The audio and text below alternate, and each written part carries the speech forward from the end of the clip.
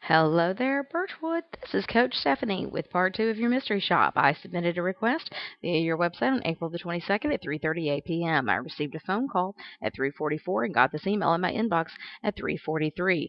I did receive an email from Daniel after we spoke at 6:54, but because of the timing and the content of the email, the one that you sent afterwards was definitely going to give you your better score. So that is the one that I coached.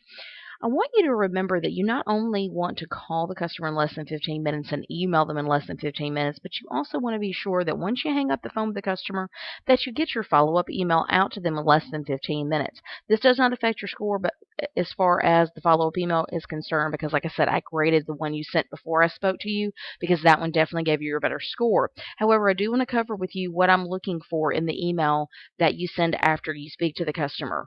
Keep in mind that the point of your follow-up email is to continue building rapport and get them information that they very well may not have written down during your phone conversation.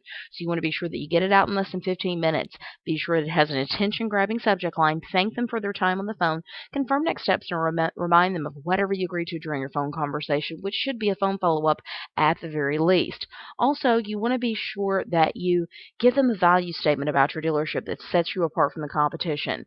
You want to be sure it's free of spelling and grammatical errors, and it should also have a complete signature file. This one actually doesn't even have a signature file, so be very careful with that. But like I said, this is not the one that I graded. I graded the one that you sent before you spoke to the customer because it did give you your better score. So taking a look at the one that you sent, the email did go into my inbox and it did come within less than 15 minutes. It does have an attention grabbing subject line that's clear who it's from and what it's about.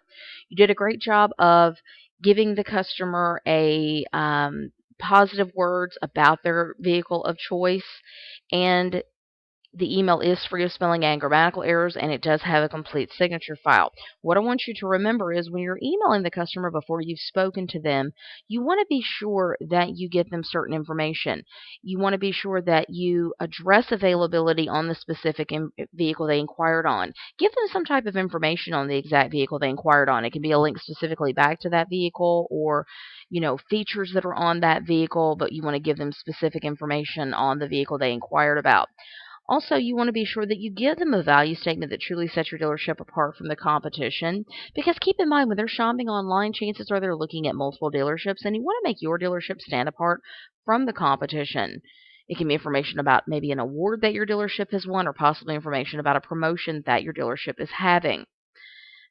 You also want to be sure when you are calling the customer before you've spoken to them that you set the expectation that they will be getting a future phone call, and you did mention that to them. You let them know that you would call the customer, you would call them shortly.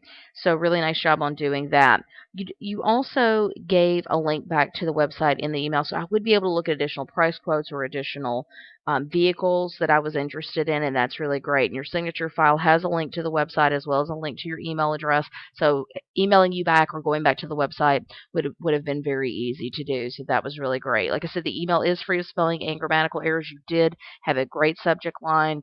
It did go into my inbox in less than 15 minutes, and you gave positive words about the vehicle that I inquired on. I just want you to be sure that you do address availability and give information on the exact vehicle, and also want to be sure that you give them a value statement in future. So keep up the hard work and keep practicing. Your secret code for today is value. VALUE, value. Keep practicing and have a great